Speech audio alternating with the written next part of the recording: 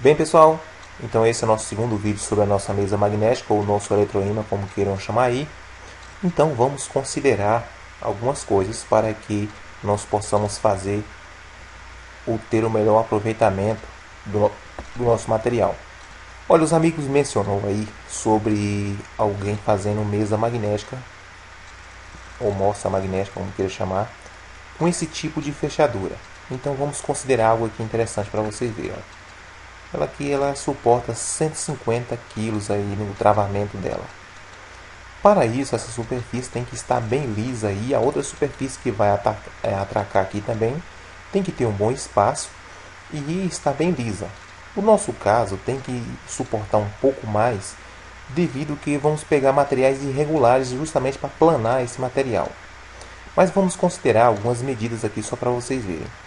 Ela aqui tem aqui 17 centímetros. Vamos considerar que essa área aqui tenha 100 milímetros aqui, essa área do ferro, por 2,5 milímetros aí. Olha a altura aí, 2,5.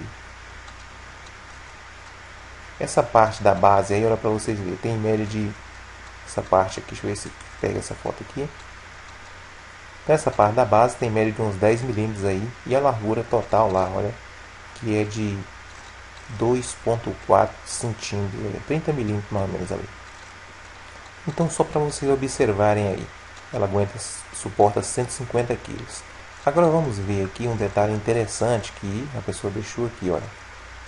A alimentação dela vai ser em 12 volts. A corrente dela, a corrente de operação, a corrente de trabalho dela, vai ser de 380 miliamperes. Então, para vocês verem aqui, olha. Para que nós possamos saber aqui qual é a resistência que tem aí nesse material aí para passar só 380 miliamperes, nós fazemos aqui, olha, 12 volts dividido por 0,380 miliampere, que é a corrente dele aqui, ó, 380 miliampere. Então, nós temos aí uma resistividade de 31 ohm. Então, essa é a resistividade.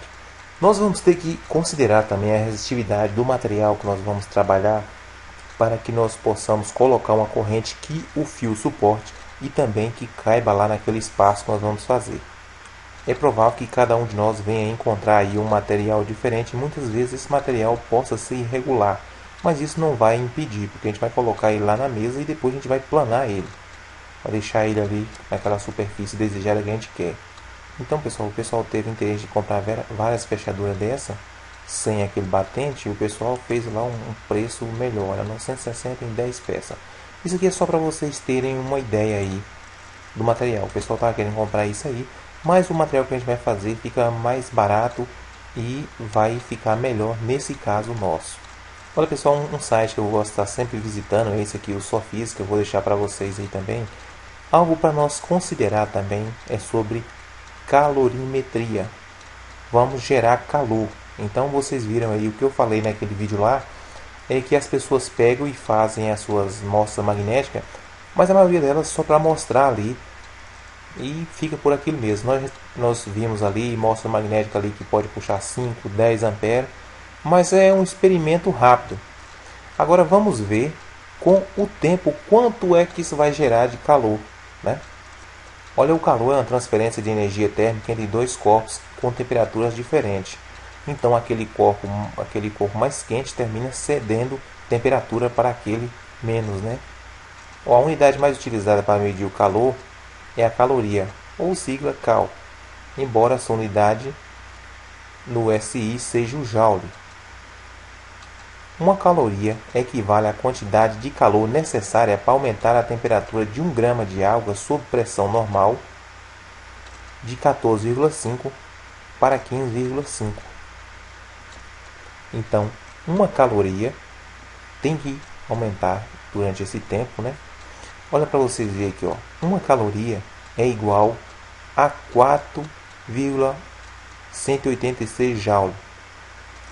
O joule é a mesma potência que 1 watt. 1 joule é 1 watt por segundo em 1 volt. Então, se a gente tiver 1 volt, a gente tiver uma corrente ali, uma tensão de 1 volt, uma corrente de 1 ampere, por segundo ali, então equivale aí a 1 joule ou a 1 watt. Só para vocês ir assimilando. Então aqui no site vai ensinar vocês a medir a quantidade de calor que possa ser gerado para aquecer determinada coisa que vocês queiram aí, de acordo também a quantidade de material que vocês querem aquecer.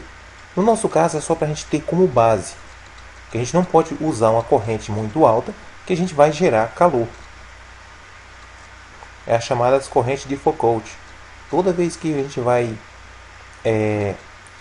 gente trabalha com transformador ou com ímã ou com qualquer coisa, vai gerar uma corrente induzida ali.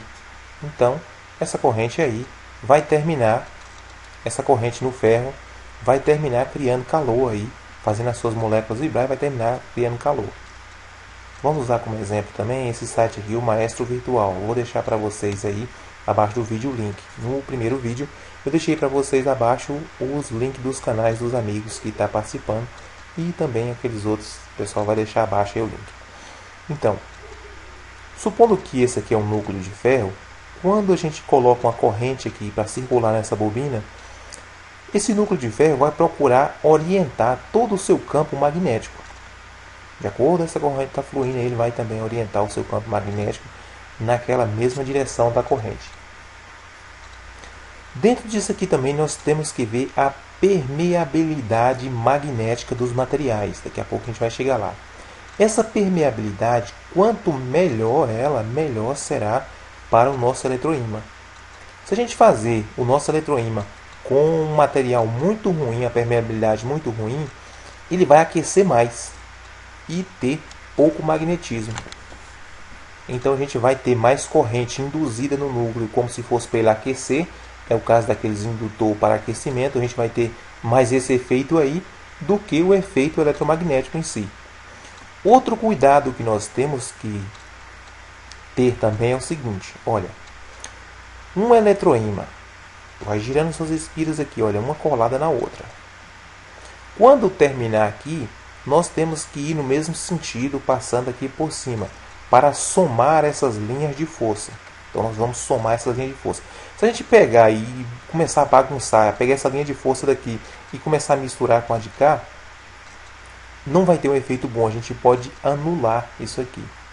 Vocês viram lá que aquela fechadura eletromagnética tem uma grande força com a corrente. Aquilo ali são enrolado com bobinadeira que ela vem espalhando bem corretamente ali o fio de forma linear até chegar no final e volta bobinando de novo aquele carretel. Então ele fica bem, digamos, bem homogêneo ali de um ponto ao outro ali. Então as camadas ali de força vão se somando. Vocês perceberam que não é necessário uma grande corrente, como eu mostrei para vocês nos ensaios, para que o ímã segure. Mas é necessário que tenha muitas linhas de força.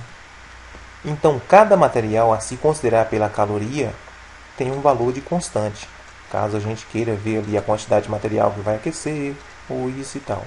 Então aqui tem um exemplo, qual a quantidade de calor sensível necessária para aquecer uma barra de ferro de 2 kg de 20 graus para 200 graus. Então abaixo aqui ele vai dar o valor, 2 kg igual a 2.000 gramas, aqui está todos os cálculos, então que é igual a 42 quilocaloria. A base nisso aqui, a pessoa vai saber quanto de corrente que vai gerar isso aqui e ele vai fazer esse experimento. Então eu tomei como base isso aqui, caloria, é só para vocês considerar, para não, eu vou fazer o meu eletroímã que vai puxar 10 amperes. Sim, mas e o fator caloria, como é que você vai resolver isso aí? Se você vai precisar de um eletroímã que tem uma corrente muito forte, você tem que colocar aí também algo para refrigerar ele. Quando a gente for fazer a montagem, a gente vai também, vou mostrar sobre isso. As possibilidades de quem quer fazer um eletroímã aí muito forte, também aí de acordo com o seu uso, porque o eletroímã não é só para esse uso que nós vamos fazer, tem experiências de química e de física que pode ser feita com um eletroímã muito forte. E para isso uma corrente muito alta necessário também para que esse campo fique o mais homogêneo possível. Olha, achei um artigo interessante da Universidade Federal do Rio Grande do Norte, do Centro de Ciências Exatas da Terra, Departamento de Física e Teoria Experimental do Programa de Pós-Graduação em Física. Então aqui essa é uma dissertação de mestrado, montagem e construção de um magnetômetro efeito Kerr magneto óptico. Então, para fazer algum tipo de experiência, então quem quiser aprofundar nessa área aí para fazer experiências, isso aqui é um bom material para vocês procurarem. Quando vocês forem trabalhar e quiser fazer um trabalho de escola, então pode se basear em cima de uma dissertação que vocês encontrarem. Agora é importante vocês lembrarem da questão o seguinte: citar as fontes que vocês pegaram aquele material e não plagiar o material. Você pode fazer todo o seu material baseado nisso aqui, todo o seu trabalho baseado nisso aqui, mas com sua maneira de fazer, com suas palavras, não fica copiando. Eu já fiz muito trabalho assim que precisava de livro, precisava daquilo, mas eu nunca pegava ali aquele material ali, digamos assim, só pegar ali, copiar e passar para o meu trabalho. Isso não é um trabalho, você pegou uma cópia do material alheio lá e copiar. Então, você tem que citar as fontes que você encontrou aquele trabalho ali e o seu modo de ver ali. Então, tenha aí esse respeito com os colegas que vocês pegaram o material. Então, só para vocês observarem aqui e ver, caso venha pesquisar, procure este material aí na internet.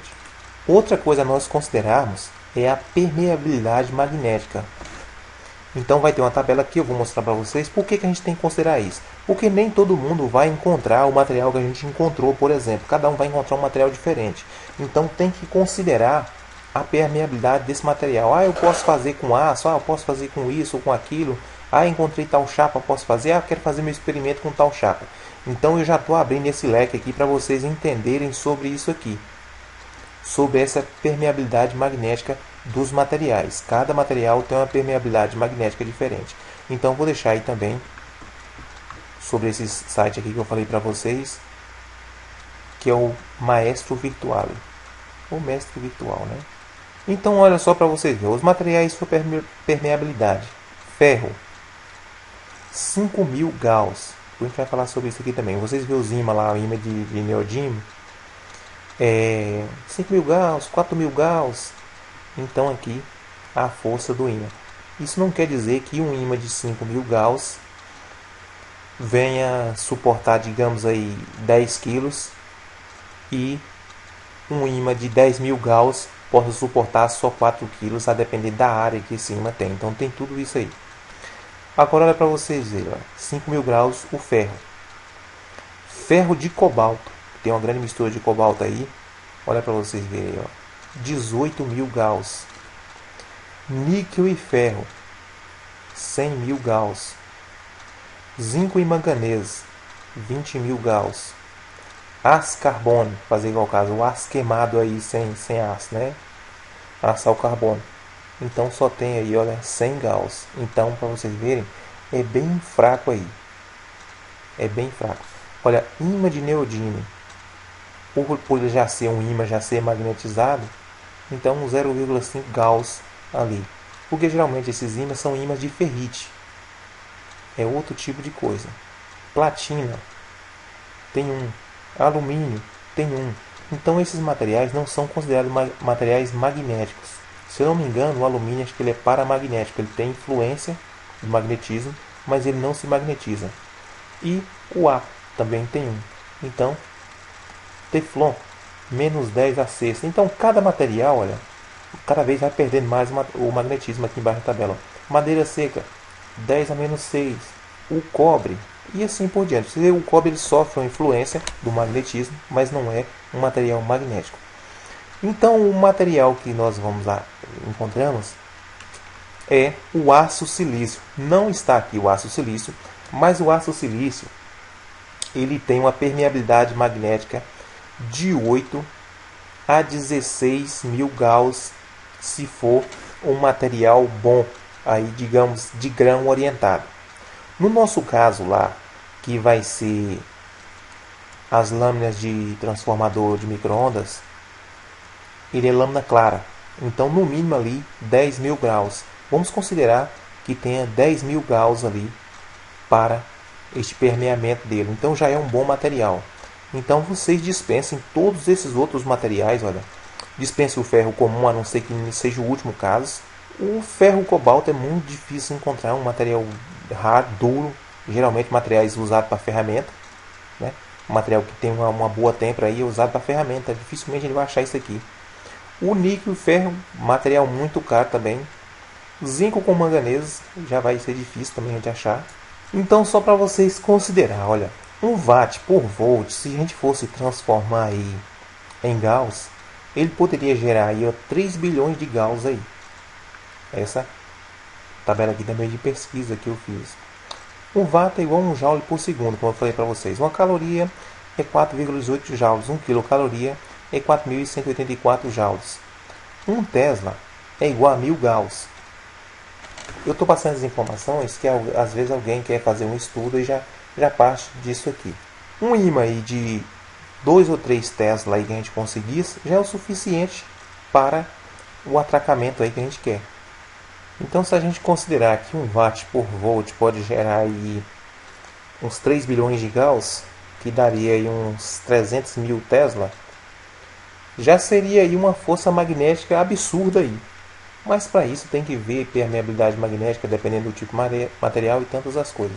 É só um dado para a gente ter uma noção.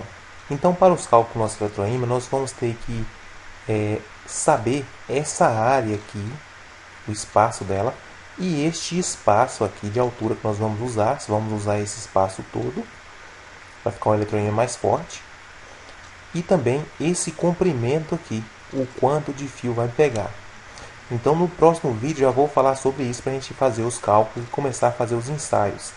E também comuniquei com os meninos sobre a possibilidade de a gente fazer um eletroímã nesse formato aqui, olha. Esse formato aqui. Esse formato em I, enrolar todas as voltas aqui nele, ele vai apoiar na base e ao mesmo tempo essa parte de cima já vai servir aqui para a gente apoiar uma coisa. Então, a hora que a gente ligar ele, ele vai colar na base embaixo e também a parte de cima. Só que esse tipo de eletroímã, o fluxo dele não é tão forte igual os ímãs chamados ímãs em ferradura. Esse aqui, o fluxo vai trabalhar nele aqui, olha, esse sentido aqui, esse sentido aqui. E esse aqui ele vai se espalhar aqui, olha. Ele vai vir aqui, vai ter aí, atracar aqui e ele vai se espalhar aqui também. Então vamos ter a área mais forte nesse meio aqui. Mas o fluxo magnético ele vai permear aqui também, ele vai procurar um caminho para fazer isso aqui. E isso aqui, como eu estou falando, ele vai espalhar aqui e aqui, olha. Então ele vai grudar a peça em cima e embaixo, só que ele é mais fraco do que esse e retorna criando magnetismo aqui, os campos, olha. Então, no próximo, vamos fazer um cálculo primeiro para esse aqui. E vocês já vão ver no material de vocês aí qual é o espaço que tem aqui, olha. E essa altura aqui. E também essa dimensão aqui, que vai ser todas as chapas empilhadas, para que nós possamos fazer o melhor cálculo possível aqui, para ter uma corrente considerável, considerando aquela questão do calor também, se vai fazer um eletroímã refrigerado ou se vai fazer um eletroímã comum, porque para nós que vamos trabalhar tem que considerar isso tudo, porque muitas vezes nós temos que deixar esse eletroímã ligado aí até 1 hora ou mais se necessário.